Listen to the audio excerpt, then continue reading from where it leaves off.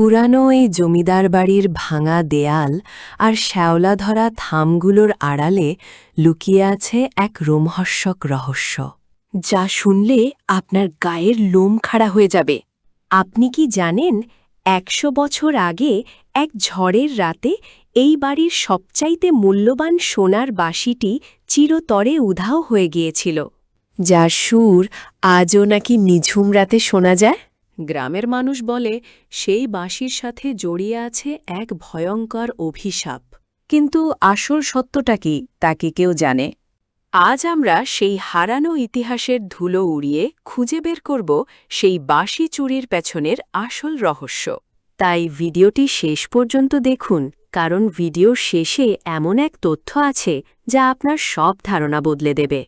অনেক বছর আগের কথা, এই জনপদে তখন প্রতাপশালী রায়চৌধুরীদের রাজত্ব ছিল, আর তাদের আভিজাত্যের প্রতীক ছিল এক অলৌকিক সোনার বাঁশি, যা কোনো এক সাধু জমিদার মশাইকে উপহার দিয়েছিলেন। লোকে বলতো সেই বাঁশিতে যখন সুর তোলা হতো তখন গাছের পাতা নড়া বন্ধ হয়ে যেত, আর বনের পাখিরা চুপ করে গান শুনত। সেই বাঁশিটি রাখা হতো অন্দরমহলের এক বিশেষ কক্ষে, যেখানে দিনরাত পাহারা থাকত। কিন্তু এক অমাবস্যার রাতে যখন বাইরে প্রবল ঝড় আর বজ্রপাত হচ্ছিল, ঠিক তখনই ঘটল সেই অঘটন। পরদিন সকালে দেখা গেল পাহারাদার অচেতন হয়ে পড়ে আছে, আর মখমলের বাক্সের ভেতর থেকে সেই মহামূল্যবান বাঁশিটি উধাও। জমিদার মশাই চারদিকে লোক পাঠালেন, কিন্তু কোনো হদিস মিলল না। সেই ঘটনার পর থেকেই জমিদার বাড়িতে একটার পর একটা অমঙ্গল ঘটতে শুরু করল, যেন সত্যি কোনো অভিশাপ নেমে এল। কেউ বলল এটি বংশের ভেতরের কোনো বিশ্বাসঘাতকের কাজ, আবার কেউ বলল কোনো তান্ত্রিক সেটি নিয়ে গেছে ক্ষমতার লোভে। বছরের পর বছর কেটে গেছে, রায়চৌধুরীদের সেই দাপট আর নেই। বাড়িটি আজ ভগ্নস্তূপ, কিন্তু গ্রামের বৃদ্ধারা এখনও দাবি করেন যে ঝড়ের রাতে সেই ধ্বংসাবশেষ থেকে এক করুণ বাঁশির সুর ভেসে আসে।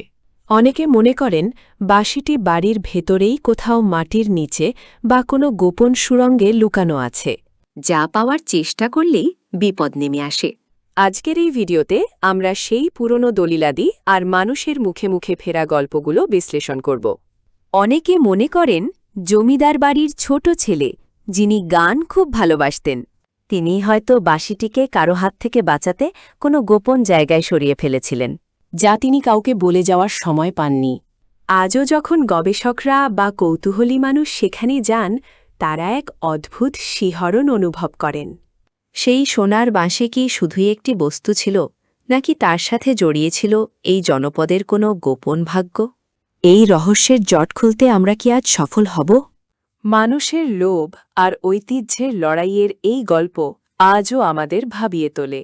হয়তো সেই বাঁশি কোনোদিন ফিরে আসবে না, কিন্তু তার সুর আমাদের মনে করিয়ে দেয় এক হারানো সময়ের কথা। আপনি কি মনে করেন বাঁশিটি কি সত্যিই চুরি হয়েছিল, নাকি এর পেছনে ছিল অন্য কোনো রহস্য?